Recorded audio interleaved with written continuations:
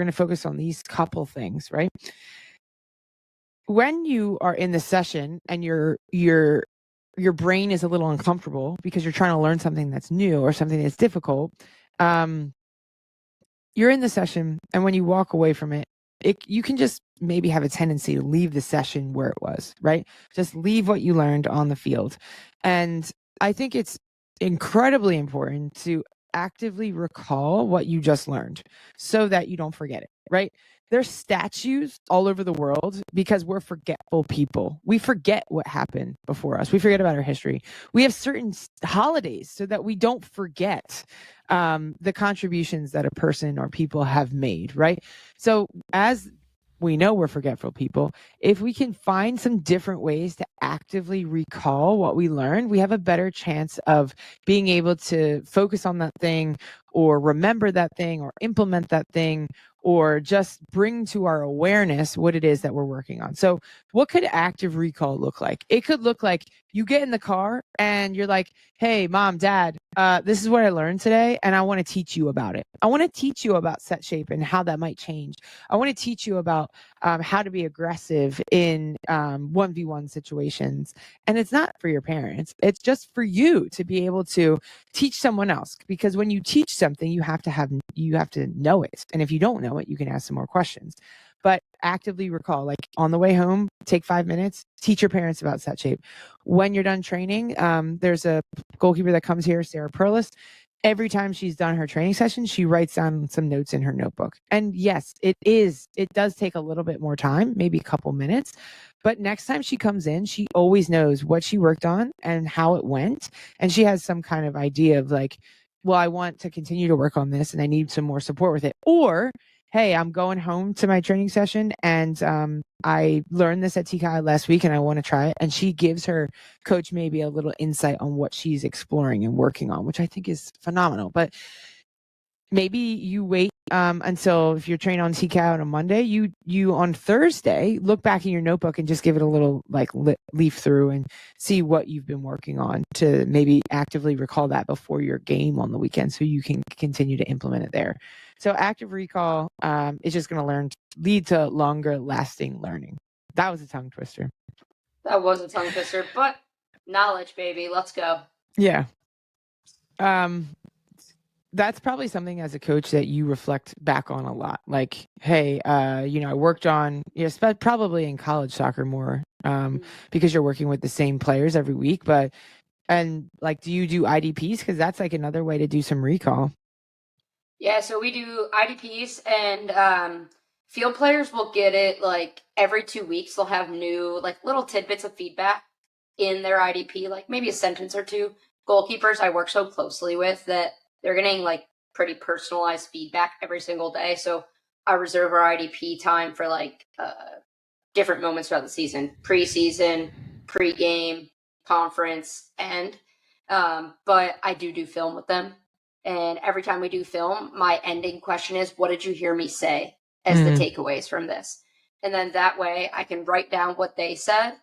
And then if I need to clarify, I can clarify. Like maybe they really took a lot of feedback off what I said about protecting the area, but I also wanted them to hear the praise I gave them on in possession and how they were breaking lines. So it just gives me another opportunity to make sure, one, we're on the same page, but two, what are the things that are sticking out for them and how can I use that in my session planning moving forward? Yeah, that's really good. And for those of you who don't know what IDP is, it's just individual development plan. And that leads me to my third point is ask more questions. It's not like, hey, Tori, how can I improve? It's not that. Yeah. That's not really going to help you, like the random feedback here and there. Hey, Tori, I had a game this weekend and I was under pressure and I kicked the ball out of bounds. Can we talk through this? Can we work through this, right? Ask more questions. Reach out for more support. Hey, Coach Jill, I was feeling super nervous about this showcase that I had last weekend. And because I had so many nerves, I like hesitated in phase 1 outside the box and they dribbled it around me. Can you support me in this? Hey, Coach Leah, I have sometime this next season in my fall to implement some strength and conditioning. Can you help me support me with my specific goals of becoming more explosive? Like, go to experts in your field or anybody. It doesn't even have to be an expert. It, like, sometimes, like, whenever I worked in a team, I would ask the trainers, like, hey, can you come help me? And then I would ask them what their thoughts were after the training session, just because I wanted to hear a different perspective. Or I would ask the EQ person, hey, like, what did you see in that? Like, did you see certain body language? What did you hear? Like, how did you feel like within the session? Was it uncomfortable? Did you feel safe? Like, just ask questions, ask more questions, and be very deliberate and intentional and specific about what it is that you're looking for. Not just like, hey, how can I get better? No. Well, I want you to think about it. I want you to take ownership. I want you to be more curious about your own self. Sure, if someone offers you some feedback that you didn't ask for, okay, you can listen to it, you can hear it. But I just want you guys, I think there is so much value in taking ownership for your own game and just being able to explore edges of your own game and being curious about your own game. You're the only one playing it. You're the only one knows that what you want from your journey playing football and being in this wild position of goalkeeper that is so difficult. So you be very, very intentional about asking certain people certain questions and letting that not only you don't have to take every single piece of feedback that someone gives you and implement it and try it and own it. You don't, but you can let it be like a sieve and you can filter out what it is that you're like, yeah, I actually think I could do a little bit more of that. Or maybe I could try a little bit of that. Or maybe I tried that and that doesn't work for me because I'm not 6'2" and I can't set like that and I can't play that vertically high. But you will have more definitive answers. You'll have more definitive answers in the areas that you want more support, right? I had a conversation with a goalkeeper yesterday and she said, I went to this camp and they told me I need to change my set shape. And I was like, okay, that's like, I'm not sure I agree, but like, why? Why did they tell you to change your set shape? Because the only reason you would do that is because you're lacking something in one specific area that's your set shape is limiting you from getting, right? And, set shape isn't about aesthetic. I don't really care how you set as long as it allows you to be the most mobile and cover as much goal as possible. Yeah. And I was like, that feedback might be good for you. Like, you might need to change your set shape or you might not. But if you explore that feedback and filter out that feedback, you might have more certainty in the fact that your set shape is good or you need to adjust it. You know what I mean? Yeah. So yeah, we'll have more clarity and we'll have more definitive answers if we, sift through that feedback and explore it. And you know what else is funny is like if someone asks me a question like what do I do to be better, I usually then answer back with a question until I get them asking a question that is actually like more rooted in purpose. So it's like it's so annoying, I think, to players. I'm gonna be real with you. They kind of look at me like, but like I'm not here to give you answers. I'm not here to like just spoon feed. We're here. We do what we want to do because we want to educate. You started this podcast talking about being an educator. And part of being an educator is helping them discover things on their own, actively recalling the things that they need support with. Well, that's a great segue for us to shift gears. And so those were three things that as players you could instantly implement, like right now, this second, with no sweat equity involved, just more deliberate practice. So for coaches, we want to do the same thing. And I actually think players could probably gain a little bit of perspective as well from this part of the podcast. So if you are a player and you're still curious, like stay tuned because I do think these three things could help you as well. But to your point, Tori, not spoon feeding people, I think it's really important as coaches that number one, we observe more and adapt more rather than talk more. So I want to, first of all, this is how we design our sessions, right? What is the problem? Okay. Establish what it is that you're trying to work on, whatever your intended outcome is. Two, design the session, design the constraint, design the method and the way that you're going to get that intended outcome to come to fruition. And then observe, how is it going? Is it working? Is it not working? Is the constraint I implemented working for this player? If not, based on your observations, you have to adapt. So number one, observe more and adapt more and talk less. So something that I have this like hard and fast rule for myself is that I do not give feedback in my first 1 to 3 reps. I don't. I let you explore. I let you try to figure it out and see if you're making any adjustments. And if not, I might stop it and I might adapt the constraint, or I might give like a little tidbit like, hey, put more attention on blah, blah, blah. Right. But I think we're so quick as coaches to just give answers, joystick, spoon feed, because we want someone to take and implement right away. And we want that person to feel good about changing. And we want them to feel good about like getting the answer and solving it. Right. But ultimately, we know that doesn't lead to long-term learning and robust problem solving. That just leads to cookie cutter answers that, hey, obviously you had pressure and that ball was bending away from you. You should have just parried it out into safety instead of trying to catch, right? So observing more in training, what's going well, what's not going well, adapting it, and then trying to figure out, do they need a verbal intervention or do they need an adaptation to the exercise? I think that's the art of coaching. But if we try to push ourselves to observe a little bit more and not just like tell the answers, I think it's going to lead to more effective sessions. Yeah, I love it. I think that's like when you think about our training, if you had to like severely minimize how you talked about it, like in a 10-second clip, that's a great way to break it down. Yeah. Yeah. I also think for players too, like that would be so helpful. But I would probably say judge less, observe and adapt more. Yeah. That was bad. I was bad. I gave up a goal. That's judgment. Oh, wow. I was vertically way too low on the field. And that's why I could not impact outside the box. Okay. Yeah. I observed something. Hey, I got scored on because I was too deep. And then I can adapt. I'm going to wrestle and explore with my vertical positioning based on how deep my back line is, right? So judge less, observe and adapt more for players.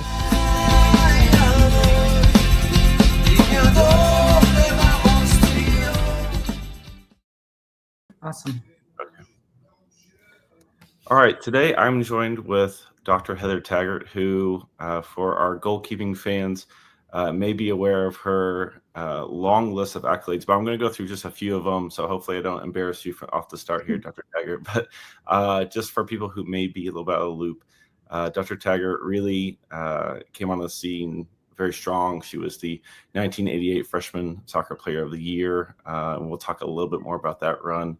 And then it ended up being the not only two-time All-American goalkeeper first team for 1990 and 1991, but as well the ISAA Goalkeeper of the Year in 1991, which was a prestigious award at the time. Unfortunately, they folded it. But when you go back and look at those names as goalkeepers in there, you're in very good company. And then as well as the Big Ten Medal of Honor. And those are just a fraction of the accolades that Dr. Taggart won. So first off, thank you, Dr. Taggart, for joining us today. I'm very excited to kind of hear about your story with goalkeeping, and which I kind of laugh because as I was doing a little bit of research, it seems like goalkeeping was just a fraction for you as far as just even your time at Wisconsin and playing as well. So we're going to narrow in on a very specific spot, but it seems like you were really doing a lot as far as growing up with not only other sports, but it seems like you did some photography as well.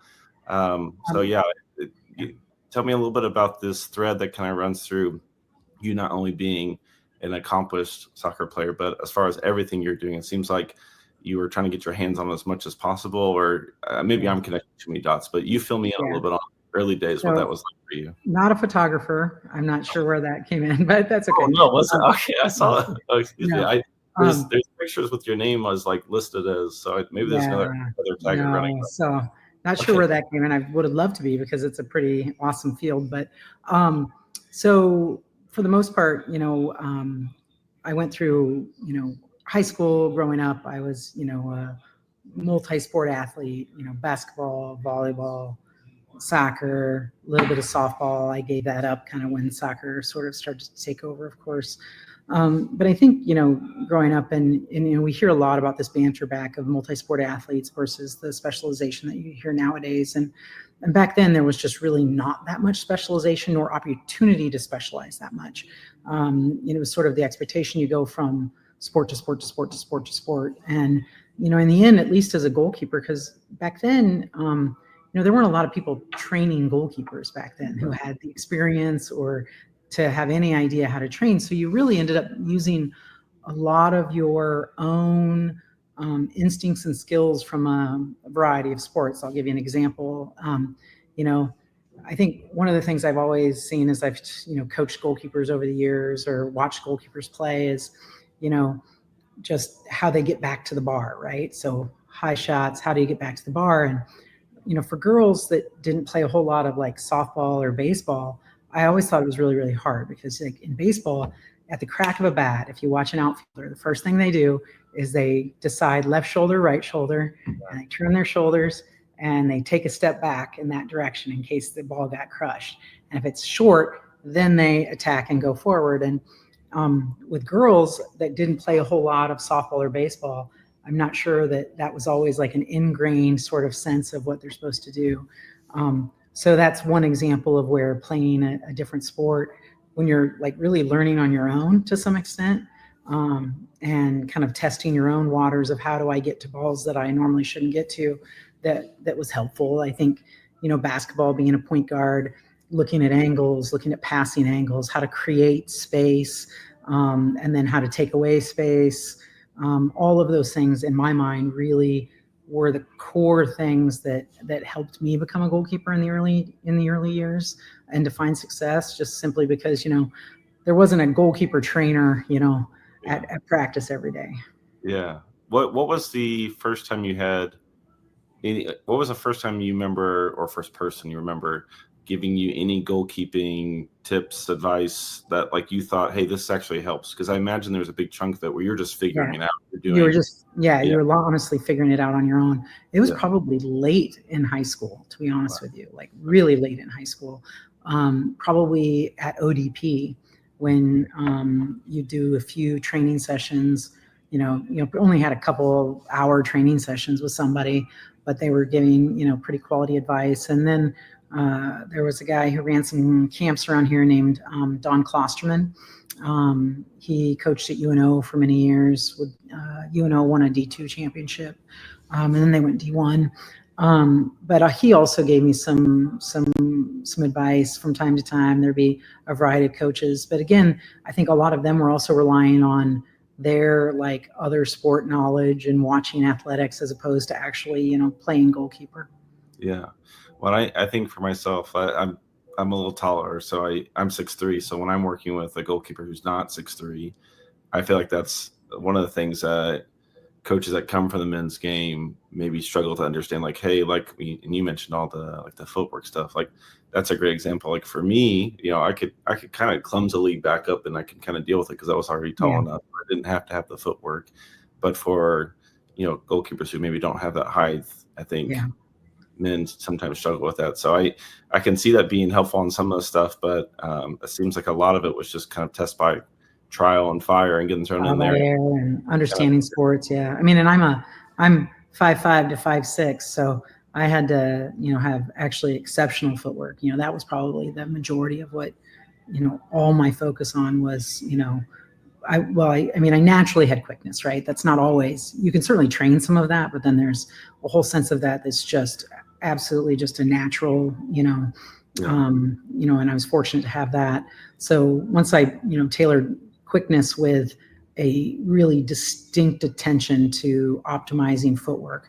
I mean, and that's where like also, like volleyball comes into play, like when they're attacking the ball, their feet do the exact same thing every time. Yeah. And it becomes a really natural, so you don't even have to think of it. You train your approach, you train your footwork back to the bar, you train whatever. And so I, as I learned really quickly that I needed to incorporate those sorts of things if I was going to be successful at, 5'5", 5'6" with a pair of cleats on, maybe if I was lucky. But. Yeah, no, that totally adds up. What when you were thinking of any time before college, when you were thinking of yourself as far as like, hey, I like not only playing goalkeeper, but I imagine in the other sports you were probably the player who didn't mind in volleyball diving maybe onto a table to save. Like it seems like you kind of had the ethos in you. What was, when you're looking back on that, what do you think was kind of that piece in you that really helped you find success in not only goalkeeping but all these other sports as well? Like what really translated to have that success there? So I mean, I think like clearly like just incredibly competitive, like that sort of competitive, intense attitude. And people always say, is it better to want to win or to not want to lose? And I hated to lose. And I was pretty, clear about, and I think all good athletes have some level of kind of, egotism in terms of like, I truly believed if they don't score on me, we never lose, which is a reality, right? But my goal every time was like, they are not going to score me. If they don't score me, my team never loses. It's that easy. And, and then, you play to that as your attitude. Yeah. Tell me a little bit about, as you're wrapping up high school, and you're starting to get contacted from, I assume other schools. I guess I can only imagine what the recruiting process was like. Yeah, so I'll give you my path to college. How about that? Yeah. So the path to college was, clearly not a straight path. I was from Omaha, Nebraska, and this was 85, 86, 87, leading up into college in 88. So there were teams going to regionals and things like that. But even in the Midwest, there weren't a lot of coaches coming to those tournaments and things like, because at the time, in terms of playing Division I soccer, there was Wisconsin, Michigan State, Colorado College, and then some of the kind of Ohio schools like Dayton, Wright State, Cincinnati. That was kind of it for Division I soccer in the entire sort of upper Midwest. There was a lot of NAIA, like Lindenwood, some of the St. Louis places. So some of the bigger cities had some of that, but there wasn't a lot in terms of choices, of course. So my path to college was really through, in my mind, honestly, luck and circumstance, through ODP. So, but also, we would go, they've had a bunch of ODP. The Region 2 was in like Kenosha Racine area at Park College there. And so you'd go up every summer and train and play games. But at the time, they also sort of like seeded the teams. So there was like an upper division, lower division, and pretty much all the coaches were watching sort of the upper division teams, which were the the Ohios, the Minnesotas, the St. Louis, the Missouris. Nebraska wasn't up there, to say the least. So you could go in my first year or so there. I don't remember like even seeing a college coach. And then my second year up there, so it's probably summer of '86. They started doing a training for the goalkeepers. So at first they just played games and coaches watched, and then they started doing some training sessions and drawing players in and doing training sessions. So coach, and I can't even remember his name, had the goalkeepers in for a training session. He was talking a little bit about a lot of kind of non-catching of balls. So pairing balls that he thought people should be catching from the games that he'd watched the day before, or kind of double catching where you kind of hit and then catch again. So he's talking a little bit about that. And I just literally happened to be standing right next to the goal post. And he's like, he's making his point, and he's like, hey, you get in the goal. Like he doesn't know my name. He doesn't know me from Adam, right? So I get in the goal, and I think his goal was to try to make a point about double catching or pairing or whatever. So he's volleying balls at me, and he is literally, and I'm competitive. So I'm catching as hard as I can get him. Like, is that all you got? Right. Yeah. And we get this game going, and he's just ripping, and I'm ripping it back at him. And so I'm throwing it back to him, and he's ripping at me, and I'm throwing it back to him. And he actually starts to like get tired because he's like hitting balls. Yeah. And then all of a sudden you see him kind of like stop and kind of like looked at everybody, and then he just pivoted to the next like conversation. And I was like, okay. And then the next day there were coaches at our game. Right. And it was really kind of, and then, soon after that, I started getting some contact from Wisconsin. I got some contact from, like I said, like some of the NAIAs in Missouri. Dang Biblovich and Colorado College came in late, and we're offering kind of really late.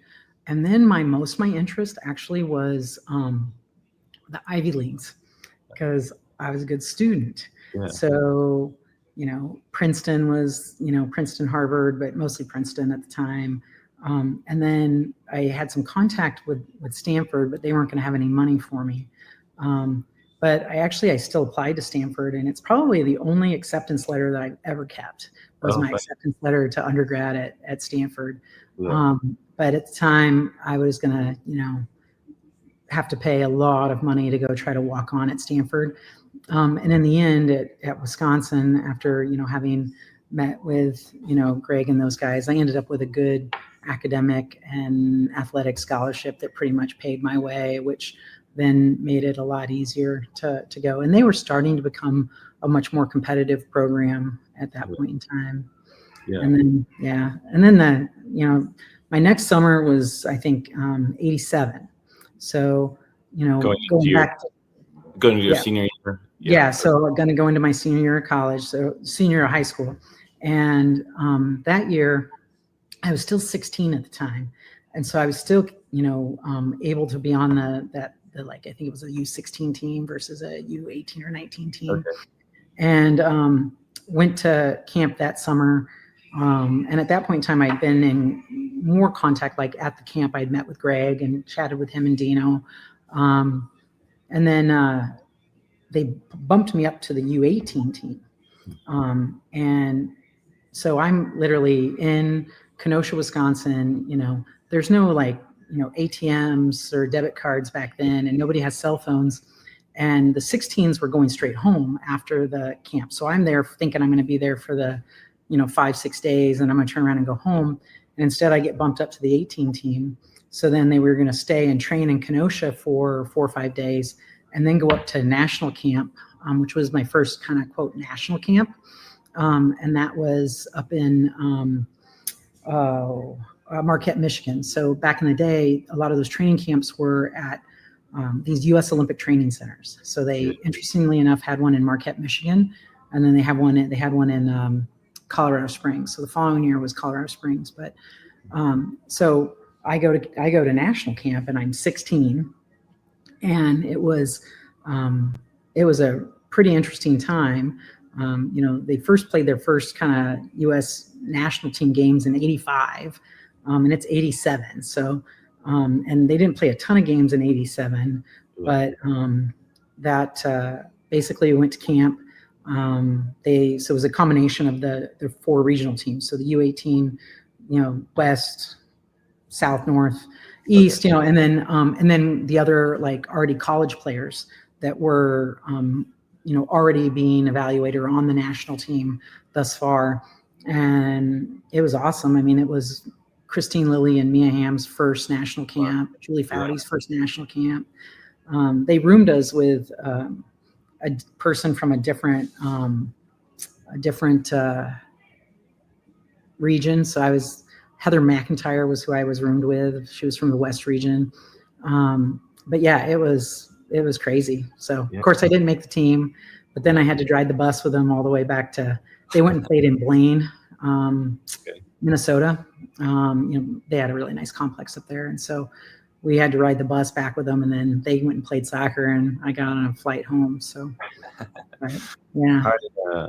I think the time, I think this is one of the most difficult things for people now to understand the lack of not only internet, but just communication. I mean, as that's all happening, and you mentioned being lucky, and I can definitely understand that, because that sort of feeling of all those things happening, you probably didn't have much of an understanding before they happened of these places are here. Okay. I'm here now. Oh yeah. Whereas now, as everything's so public of, this person's committed, or this is happening, or this is happening. Oh yeah. So there was none of that. It was that week my parents had to Western Union me $20 to get me through the next week. It was the old days for sure. but pretty fascinating stuff. So that was a really exciting time. And then, Well, let me pause you there, because before we get run away from it, to show this earlier, and I just thought it was a cool picture. So I did find this. I'm pretty ignorant on what all is going on here, but it's seemingly, and I'm sure you maybe remember this. So I was a sophomore. I was a point guard, and basically it was a district final, and it's better to be lucky than good, right? I banked in what would be a 3-pointer now, with just a couple seconds left. We had a really great shooter. We had a over 1,000-point scorer for high school on our team, and so of course they're marking her like crazy, and time's running out and someone's got to take the shot, so you take the shot, and it was pretty awesome. It was fun. Yeah. I just the picture, you're not in the picture, but I can imagine just like the moment. So I just wanted to share that. I thought that was great. Yeah. And well, I don't know if you go back to that picture, 22 is a senior on the team. And she started and I came off the bench, but I was a good player, so I'd earned my minutes, and you can see how excited she is, despite the fact that she probably really, really wanted to be in the game at that point in time. But it's a pretty awesome team picture when you look at it, actually. Yeah. No, that's cool. That's definitely a moment. I'm digging through some old newspaper stuff. Again, another of a different era. I'm trying to think the last time I actually have held a proper newspaper. It's been a while. But I am very thankful for like the documentation of even not only just of records, but just of moments like that. Yeah. So very cool. Very cool. So jumping ahead to getting to Wisconsin, as you mentioned, your head coach is Greg Ryan, which I think is just kind of a funny connection. I think the soccer world's all pretty small at the end of the day, especially in these early years. You're also joining a team where, like you had said, they were on the rise, but hadn't quite had a big run yet. I think they played one national tournament before you had shown up, and so. Your freshman year, y'all make a Final Four appearance, and seemingly, I don't know if this is totally true, or maybe I'm connecting too many dots, but seemingly if you have a good game against UNC, that just like puts you into another stratosphere. And so I have a couple clips here as well, and just the quotes from Anson is really funny for me to hear, because you see a 3-0 loss, but at top right, I'm going to look at Heather Taggart long range, possibly as a national team goalkeeper, and this is just after your freshman year. So the Final Four appearance, you lose 3-0 to UNC. I guess I'm curious, as you're getting there, of your understanding, and we'll start small and go big, but just your understanding of yourself, of you probably have some confidence, you're competitive, but kind of seemingly pretty quickly you get put into this level of, hey, like she's not just good, like she's one of the best here. How did your understanding of your game and yourself kind of evolve just that freshman year? Yeah, I mean, your freshman year, you're really, trying to survive. I mean, I was really fortunate that year. I had a couple senior center backs in front of me that were, both probably 5'9", 5'10", and good, solid, leadership type players. And so, they were extraordinarily helpful in terms of kind of trying to maneuver through that season. That season was like an amazing run, right? You walk into college, and the next thing you know, you're ending up in a Final Four, and the path to that Final Four. Back in the day, you didn't have conferences, so people would get together and they would decide, are we going to let this team into the tournament? And when you were coming from the Midwest, you had to travel a lot, so we had to go really beat teams consistently on both coasts in order to even be considered for the tournament. And I think Greg did a really good job of recognizing, hey, we have to play these teams in order to get our shot. And so we were able to, and I think that tournament run was a little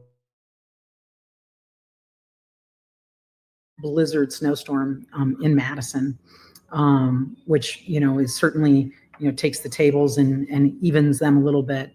And then the second game, we went out to Massachusetts, and played UMass, which is, the April Heinrichs kind of time frame. And they were like great. And literally, second half, like we luckily got like a 1-0 lead. And then the second half, I mean, we're getting pounded, but the second half, there's a torrential rainstorm. And we, kind of battle through, balls just bouncing everywhere. It was just mass mayhem. And we win 1-0. I'm pretty sure it was 1-0. And then, you find yourself in the semis against, North Carolina during the time when they were on an absolute dominating tear, right? And that particular game, and I think what got people's attention, was that we were 0-0 at 75 minutes in that game, which was pretty awesome. I mean, and they were like starting to, you could feel the anxiety and the pressure and everything starting to build. And then we conceded a goal. And then once that happened, and don't get me wrong, we weren't playing a freestyle. We knew what we were up against. We were playing a 5-4-1 for God's sakes. We called it the egg because Greg was like trying to tell us what it was. So we jokingly called it the egg because it felt like you were all heavy at the bottom and pretty light at the top. And,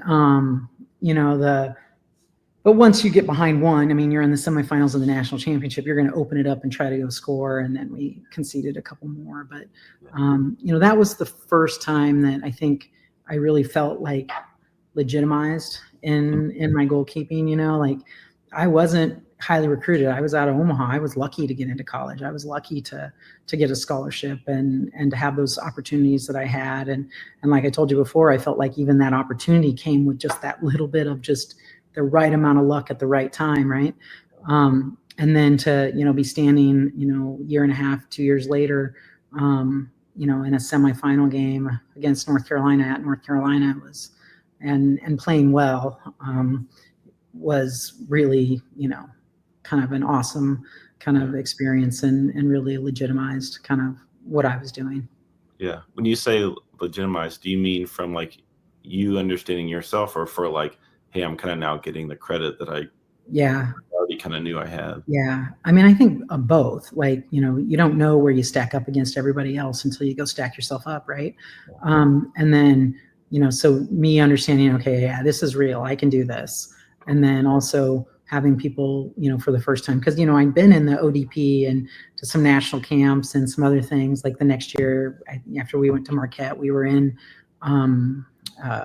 Colorado at their training center. And, but I'm just like on the fringe, and you just feel like, okay, am I ever going to get like the big shot? Because when you're at that stage, what you also have to understand is like, when we're as athletes, we weren't necessarily dreaming of World Cups, right? Because there wasn't a World Cup, right? Yeah. I mean, we were dreaming of Olympics, right? Yeah.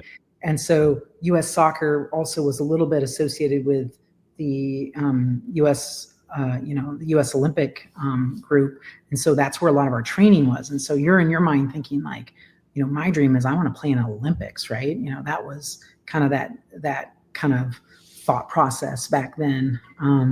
And always feeling like, okay, well, it's not even in the Olympics yet. It wasn't even in the Olympics yet. Right. And so I'm in a sport that's not even going to have that chance. And I'm just on the fringe of the national team feeling like, I'm probably not going to get a chance, Yeah. But so it was the first time I felt like, okay, I could actually have a chance at this. Yeah. Yeah. Did those challenges that you faced, whether it was the weather, whether it was playing against a top team, whether it was the lack of publicity, how did that affect you and your team? Because it seems like it helped. You mentioned kind of evening the tables, but it seems like it actually kind of helped y'all a bit of, hey, it's tough. Like it seems like y'all kind of get the edge, or you kind of get the edge a little bit. Oh, yeah. How did the team respond to, hey, rain's hitting in second half, or we're having a snowstorm? Oh, yeah. How did that impact the team? Yeah, I mean, we were a bunch of kind of hard-nosed, Midwestern people. So, if it's, 30 degrees and snowing one day and, piercing rain the next, you're just kind of like, okay, just go play. And, I had some defenders that didn't mind getting down and dirty. They loved slide tackling. So you get them on the wet pitch, they were always pretty happy about that. So, It was, I think we had a lot of like really hard-nosed, kind of Midwestern people that loved those sorts of challenges for sure. Yeah, I could see that.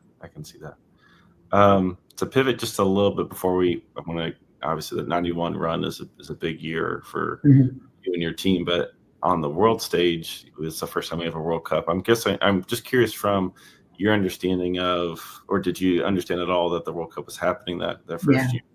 Yeah. So just because we were in the, again, like on the fringe of, in these national camps leading up to it, we knew that this big tournament was coming.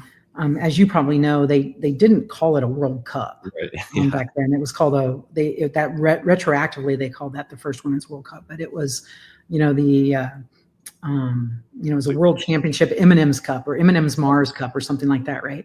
Yeah. So of course we all knew about it because at the time, Mia Hamm opted out of that season of college soccer to just go train. And then Christine Lilly didn't. She played this season, I believe, but then took off to go to the World Cup. And then there were others that were kind of out of college soccer to be gone and training. And then of course, like the weekend of the NCAA Final Four, I mean, they were playing games in China, and so Anson was not at that game, that Final Four game in '91. He was in China, and Bill Palladino was coaching for him. So it was, so we're all like, aware that there's a different vibe. They're missing some of their better players, so you're thinking to yourself, okay, maybe we got a chance, right? And then also from afar, their interest in that game, because this was a lot of those players' college team, playing for a national championship again. So, I mean, I think there was interest actually going both ways, from them in China and us in the United States. That's interesting. I remember listening to a podcast, Grant Wall had done it, and about the 91 World Cup, but I guess I hadn't thought about the timelines because that totally makes sense of how kind of interconnected those tournaments are. That's really yeah, it was. They were in China when we were playing that championship. Huh. Yeah. Yep. Well, going into those final years there at Wisconsin, I guess I'm also curious on, and some of this is just kind of for my own personal curiosity, but when it comes to the transfer portal, I assume you had no interest. I mean, I don't know if you did or didn't, but I guess I'm just curious of mobility because again, right now, 2025, it's a big deal. Like people are announcing they're just entering the portal. So I guess I'm curious on what that was like.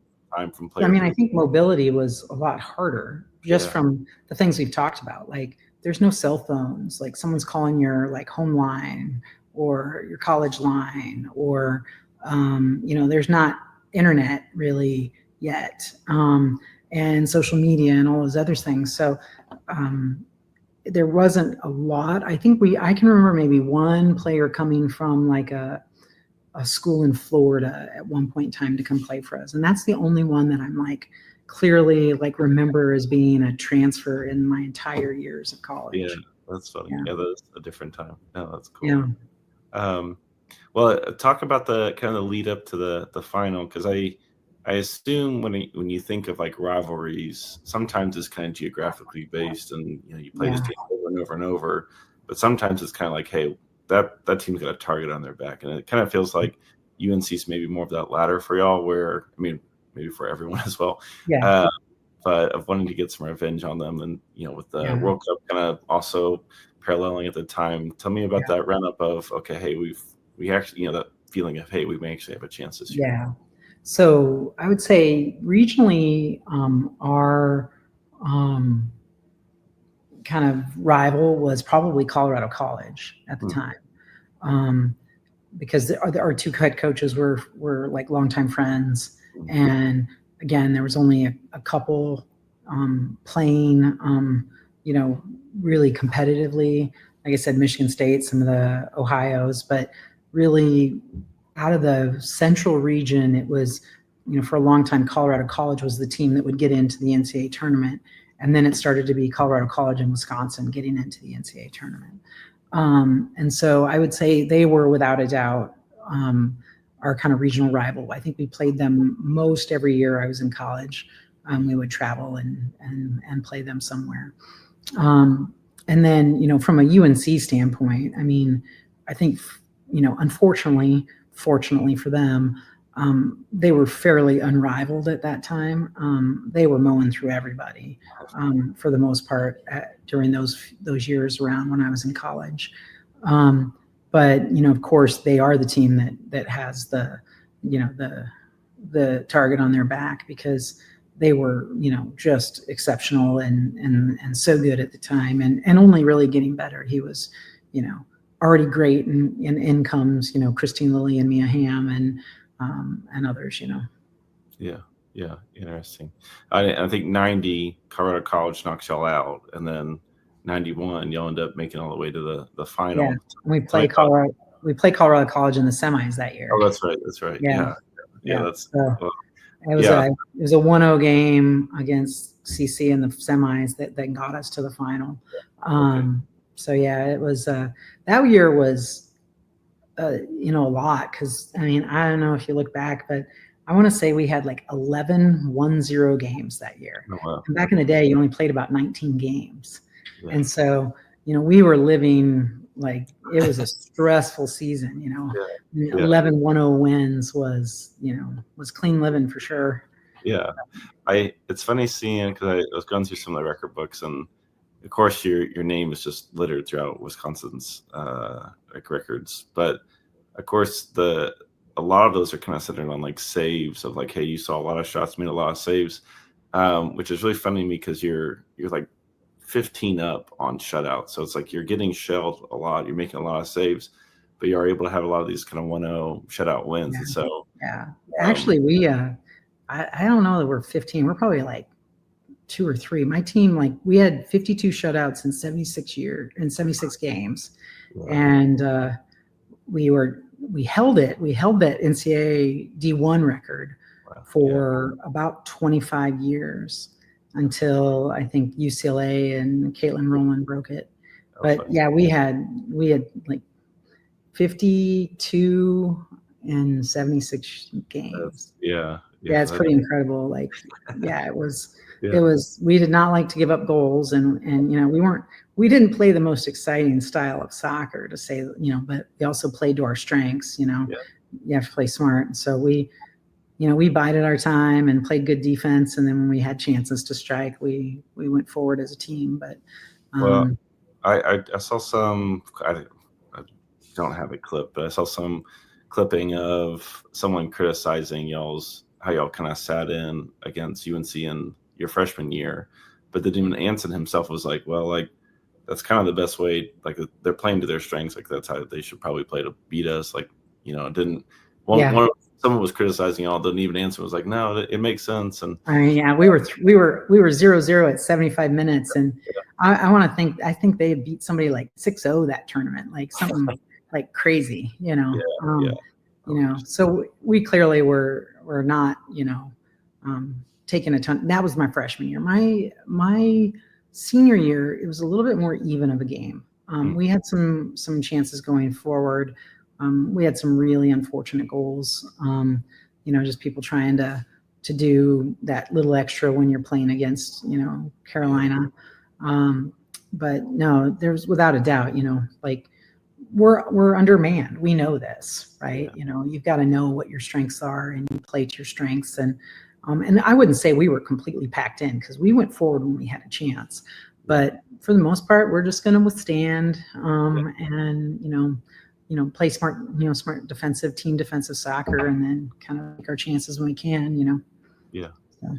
Well, I guess I'm curious on that transitional time. So you have a very, very successful college run, and 91, you ended up on a very, very high note as well. And so when I was looking through, other goalkeepers that have kind of matched a bit of what you've done, a lot of them are getting looks at the national team, and finding a couple of things. I found one that I just got a good laugh on, but on the bottom left there, you're kind of talking about, moving on from college and mentioning that if it happens, I really think it's time to go on.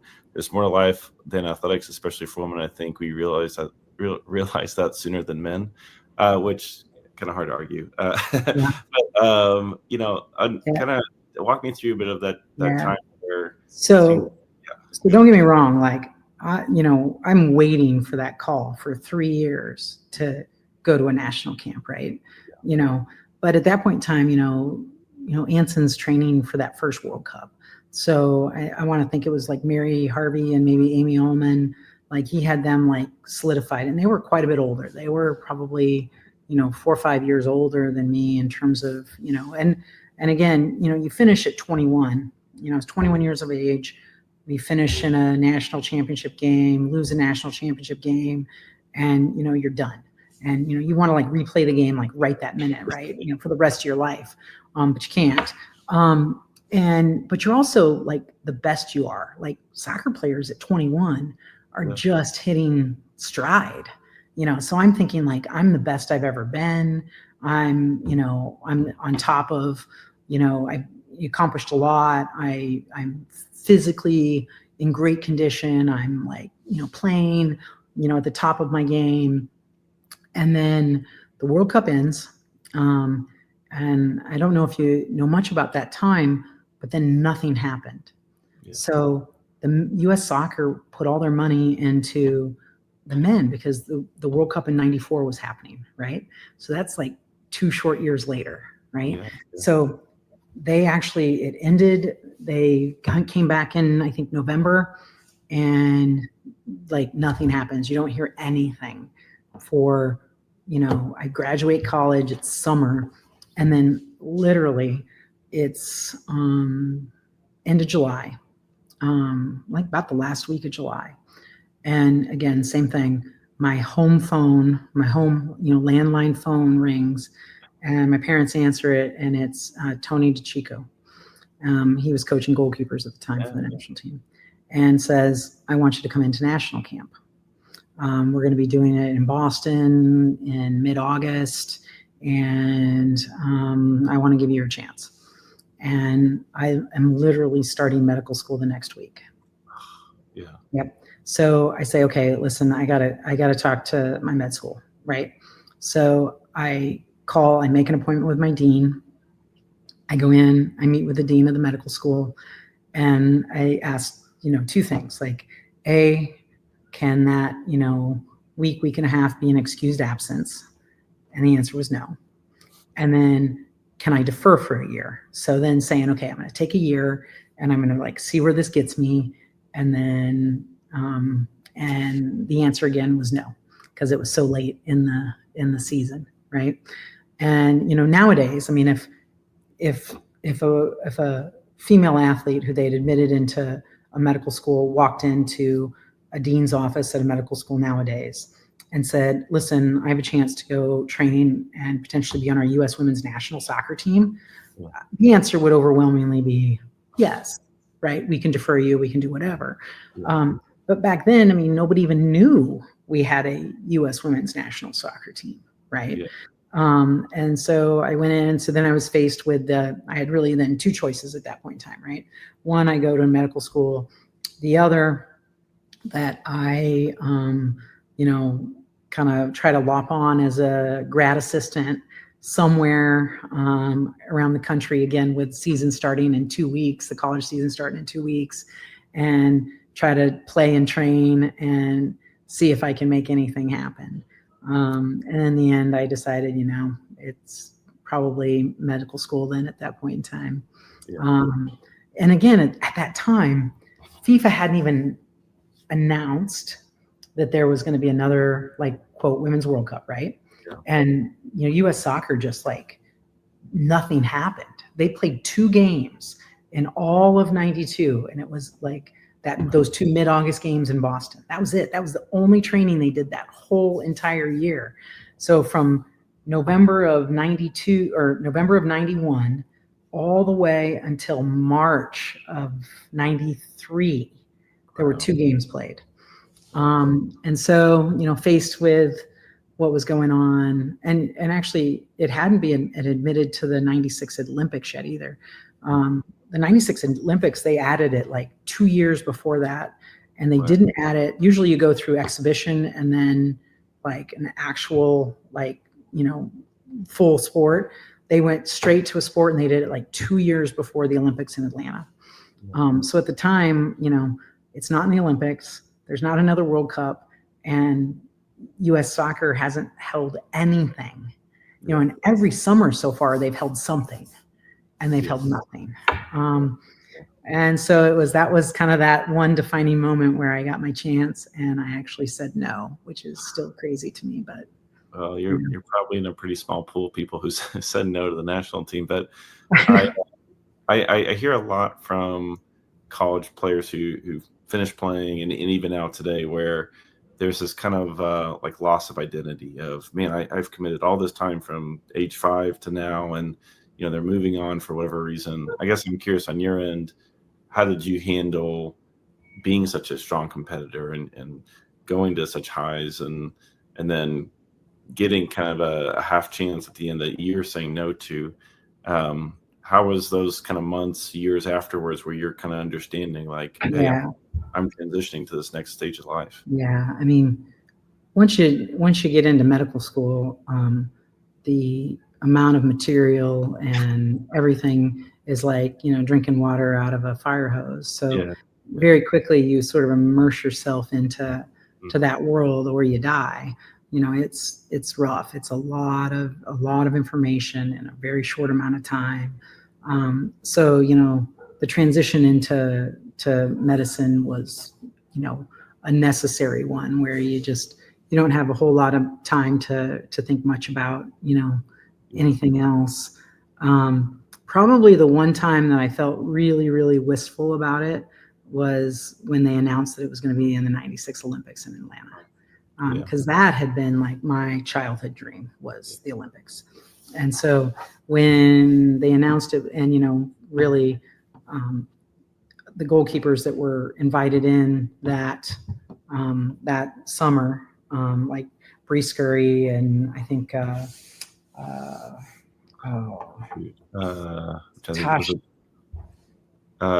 like did Noonan and Saskia? I'm trying to think who all would have gone into that. Saskia Weber. It was Saskia Weber. So it was, and I'm not sure so it was me, and then they end up only having, I think, like 3 in. But 2 of those goalkeepers that went into that camp in August of '92 were then on our national team for that first Olympics, and that was probably the first time that I felt a little like wistful about it, honestly, in terms of like, oh man, what did I do?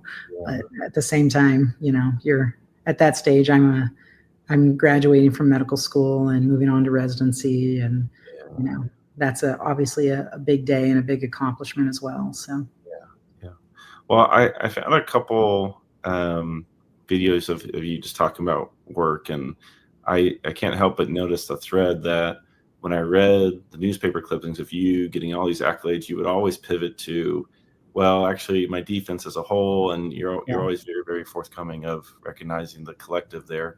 But even you talking about work now, of the little I found, you had kind of a very similar mindset. So I guess I'm curious of what was like the thread that runs through goalkeeping for you that also kind of now extends in life. Like it seems like one didn't just totally end. Like there is kind of an echo in some sense. Yeah, I mean, I think clearly, like you say, as a goalkeeper, like shutout records and shutouts and all of those things, like aren't accomplished by one person. At Wisconsin, we were playing very committed team defense, right? And so that is clearly an accomplishment of all of us and all my teammates and not just my defenders, but everybody who really committed to playing defense. And so when you go into, the medical field and caring for patients, I mean, I think there's also, I've taken the same approach in terms of my office and, creating really strong teams of people, whether, it be, my, MA or the nurses or my partners, that we take a very team-based approach to what we do. And, everybody works and is trusted to do, their job and to the best of their ability, and getting everybody working at the highest level possible. I think you take all of those things from sports into the working world. And then, I'm an OBGYN. And so, from the standpoint of how that sort of probably, marries into my previous life, goalkeeping is a lot of standing around doing nothing, and then all of a sudden all hell breaks loose, right? Well, obstetrics is a little bit like that in a lot of ways, that most of the time everything's smooth sailing, but when the crazy things happen, you have to have somebody who, can respond under pressure and, get the job done, and, save a life or two. And so, I think from that standpoint, I think I very much chose probably what I went into because of those parts of me that needed that sort of adrenaline, and those acute challenges that I faced growing up in sports, that I now face on a regular basis, and as an OBGYN and delivering babies and other things. I had not thought, the team aspect I can definitely see and kind of visualize, but I had not thought of the aspect of sitting around waiting, and it's sometimes probably not even waiting, you're just in a moment, okay, and then something happens. I hadn't thought about that, but that would definitely translate very, very well. Well, I have a couple more questions. I think this will kind of wrap up well for us. One's kind of a two-parter, so I guess 3 questions here.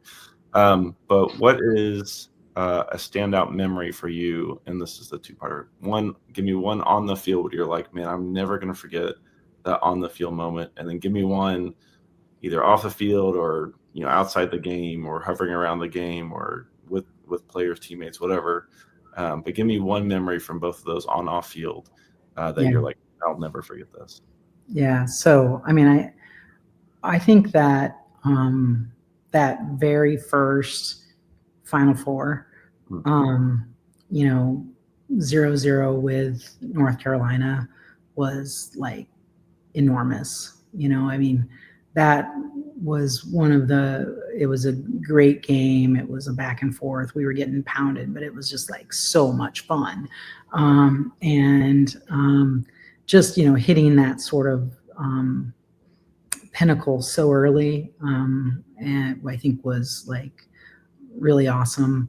And then doing it again later on was pretty awesome. And what's great about my teammates in Wisconsin, there's still a couple gals who live in the Madison area, and so we go back every year, get together. Basically, it's one massive sleepover at one lady's house, and go to a football game, and hit all the typical bars, and it's awesome. So I had really, really pretty amazing teammates that were that still are friends today, and I think we've all been tied back to Wisconsin, by our collective experience in sports, and then also, by our success. It was a great time. Yeah. No, that's wonderful. Yeah. I can't count how many times I've talked to players from, the 20th century that all had very insular moments of, they didn't have internet, the publicity, but the continual relationships of, hey, we were there. And that was for us, that just brings it out. So very cool. Very cool. Yeah. All right. Well, last question here. I think this will put a nice kind of cap on it. And feel free to take this literally in any direction. It's kind of intentionally a little ambiguous, but what does goalkeeping mean to you? Gosh. I think, goalkeeping / athletics are part of the fabric of how I'm made, right? I really feel like when I think of who I am and kind of my life shaping moments, many of them are intertwined with sport. I take a lot of those, I think what I probably always say is that some of my best attributes probably come from sports, and some of my worst attributes probably come from sports. I'm more intense and intimidating than I probably want to be, but yet I'm the way that I always take a team approach and always have the person next to me's back, and that sort of becomes really ingrained into who you are as a person. And so I think probably that for me is what goalkeeping and then sports meant to me. Yeah. No, that's wonderful. That's wonderful. Yeah.